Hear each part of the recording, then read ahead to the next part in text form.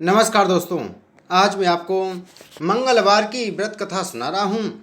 एक गांव में एक साहूकार अपने परिवार के साथ रहता था। साहूकार के दो बेटे थे। एक का नाम रमेश व दूसरे का नाम राघव था। रमेश बड़ा बेटा था। उसकी पत्नी नंदिनी हनुमान जी की बड़ी भक्त थी। वह हर मंगलवार को हनुमान जी का व्रत रखती थी।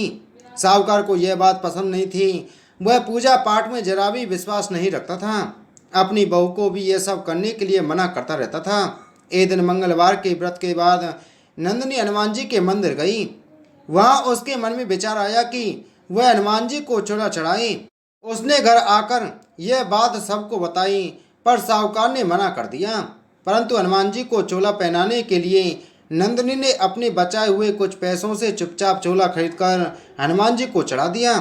कुछ दिन बाद यह बात साहूकार को पता चल गई। वह गुस्से में घर आया और उसने रमेश व नंदिनी को खूब डांटा। वह घर से निकल जाने के लिए कहा। नंदिनी ने माफ़ी मांगी, पर साहूकार नहीं माना और दोनों को घर से निकाल दिया। रमेश व नंदिनी गांव के बाहर एक झोंपड़ी में रहने लगी, परंतु उसके पास कुछ खाने के लिए नहीं था। एक दिन दोनों भूखे सो गए। अगले दिन नंदिनी का मंगलवार का व्रत था। घर में खाने को कुछ नहीं था, इसलिए रमेश ने भी व्रत कर लिया। शाम को दोनों हनुमान जी के मंदिर गई। मंदिर में जो प्रसाद मिला उससे उन्होंने व्रत खोला। रात को जब दोनों सो रहे थे तो नंदिनी को हनुमान जी ने सपने में दर्शन दिए और कहा, यहाँ से उत्तर दिशा में एक गांव है, उसमें गंगाराम नाम के एक शेर जी की बंजर जमीन है, उस पर खेती करो। इतना कहकर हनुमान जी अंतर्ध्यान हो गए। सुबह नंदिनी ने रमेश को यह बात बताई, पर उन्हें समझ नहीं आ रहा था कि बंजर जमीन पर खेती कैसे होगी। सुबह दोनों हनुमान जी का आदेश मानकर सेठ जी के घर पहुंच गए।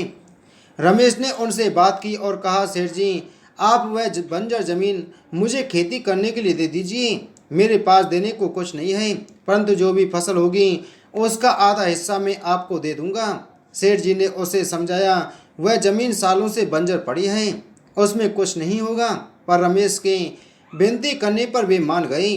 रमेश ने उसी दिन से खेत को जोतना शुरू कर दिया। दिन रात मेहनत करने पर भी खेत की मिट्टी उपजाऊ नहीं हो पा रही थी। नंदिनी कुछ घरों में काम करती, जिससे शाम को खाने के लिए कुछ मिल जाता था। एक दिन रमेश जब खेत में हल चला रहा था तो उसका हल एक जगह अटक गया। उसने हाथ से खोदा तो एक मटकी निकली जिसमें सोने के सिक्के भरे थे। रमेश को समझ आ गया कि क्यों हनुमान जी ने उसे इस बंजर जमीन में खेती करने के लिए कहा। वह मटकी लेकर घर आ गया। शाम को रमेश व नंदिनी मंदिर गए। हनुमान जी के पैरों में सर रखकर दोनों रोने लगे। इसके बाद रमेश ने कुछ सिक्के बेचकर कुछ लोगों को अपने साथ काम पर लगा लिया। पूरे खेत को जोतकर बीज बो दिए। कुछ दिन बाद फसल तैयार हो गई।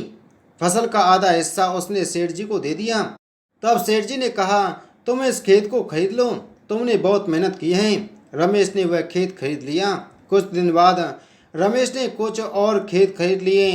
उसने बहुत तरक्की कर ली। उसी गांव में उसने बहुत बड़ा मकान बनाया। उसमें बड़ा सा हनुमान जी का मंदिर बनवाया। रमेश अब केवल हिसाब किताब देखता था। नौकर खेतों में काम करते थे। उधर साहूकार पर हनुमान जी का प्रकोप पड़ा।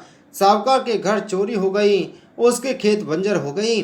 साहूकार व उसका बेटा एक दिन उसी गांव में आए और रमेश के यहाँ आकर काम मांगने लगे। रमेश ने जब उन्हें देखा तो जाकर पिताजी के पैर छुए। साहूकार ने सब कुछ बताया। रमेश पूरे परिवार को अपने यहाँ ले आया। तब से साहूकार व उसका पूरा परिवार मंगलवार का व्रत करने लगे। वह हनुमान जी की भक्ति में लग गए। हे बजरंगबली, इसी तरह अपने भक्तों पर कृपा बनाए रखना। बोल बजरंगबली की जय।